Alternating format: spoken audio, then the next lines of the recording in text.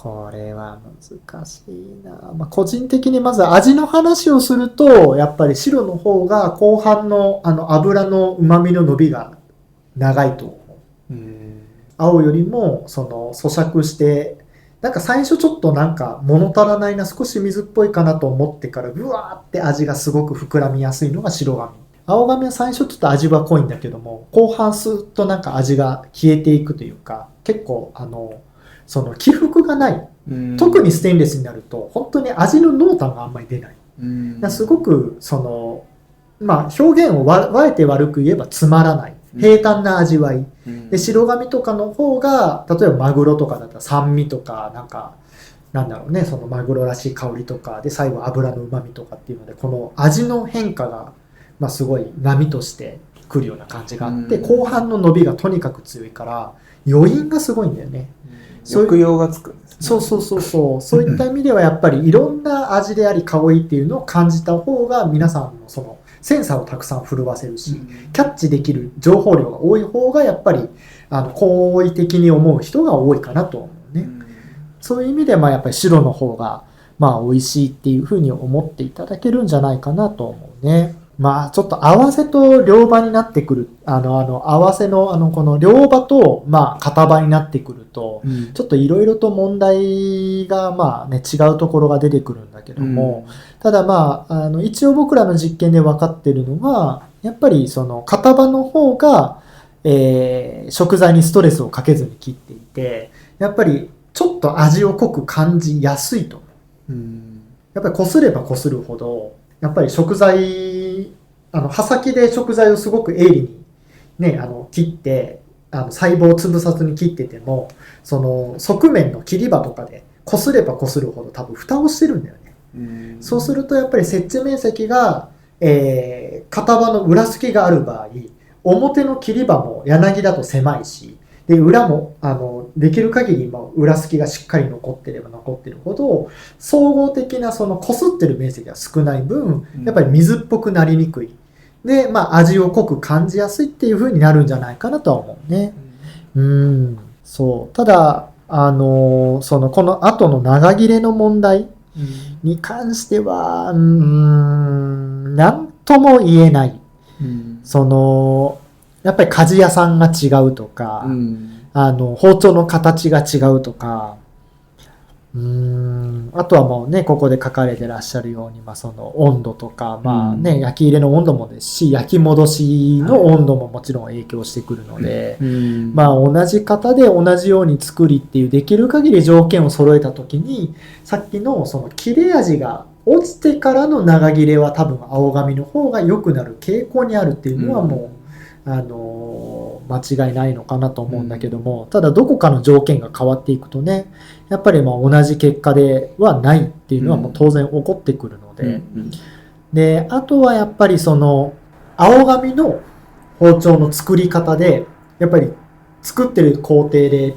温度が高かった場合、粒子が粗くなる可能性があるんだよ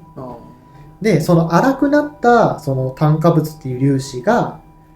硬いのよ。タングステン炭化物とかってもう本当に硬いんだよね。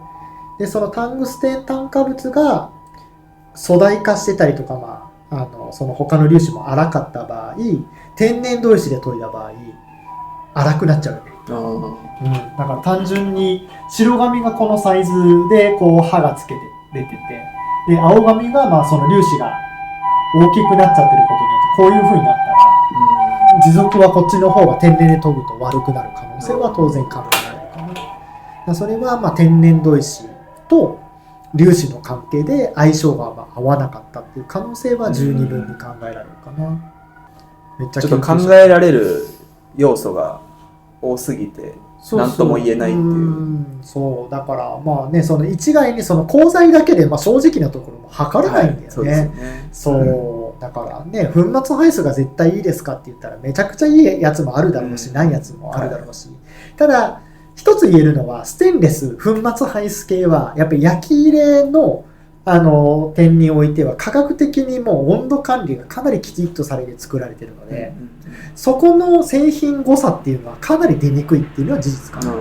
そうだから手作りであればあるほどその鍛冶屋さんの腕とかそういったものがまあ如実にちょっと出てしまう可能性があるので、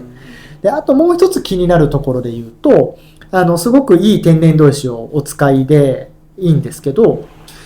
気をつけていただきたいのが切ってから時間が経つと天然の場合若干色変わりがするリスクがあるのはちょっと覚えておいていただいた方がいいかもしれないです。はい、お肉屋さんでその切ってすぐにねもうすき焼きで食べていただくんですっていうその食べていただくまでの時間が短い中での天然砥石は逆にものすごく味を濃く感じていただいたりする可能性があるんですけど、まあその肉包んでお持ち帰りいただいて、まあ、1日2日とかちょっと時間が経ってから召し上がるとかってそういうシチュエーションになってきた場合ちょっと色変わりが出る可能性があります。なぜかというと若干潰してるから。そうなので潰しながら切ってるっていうのは細胞にとっていいんでしょうかって言われると、まあ、粒子が粗いものほど潰す力は強くなるんで、でも絶対的に天然砥石がいいとは限らない、その食べるタイミングとかにも寄ってくるってことですよね。そう早ければ早いほど天然の方が香りとかもパンチも強くなったりいい点はもちろんあるんだけども、そうでもこの間の酸化の話と一緒でその前半部分はポジティブだけど後半に一気につれて、マイナスネガティブ面がちょっと出てくる可能性があるってことですよ。だから全てに対していいかというとその食材とか調理方法もそうだけど食べるタイミングにもよるってことですよね。ものすごく大事だから今の話で言うと時間が経てば経つほど潰れて酸化が強くなっていくと何が起こるかっていうとくどくて食べれる量が減っちゃう。そうするとあそこのお肉ちょっとくどいよねとか量食べれないよねってなるとちょっと売り上げに影響を及ぼすかもしれない。売り上げまでつながってる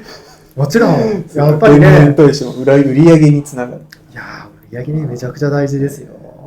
ね、やっぱりぶどまりの話になってくるんでね。だから切れれば切れるほどねやっぱりお肉のロスも少なくなるでしょうし、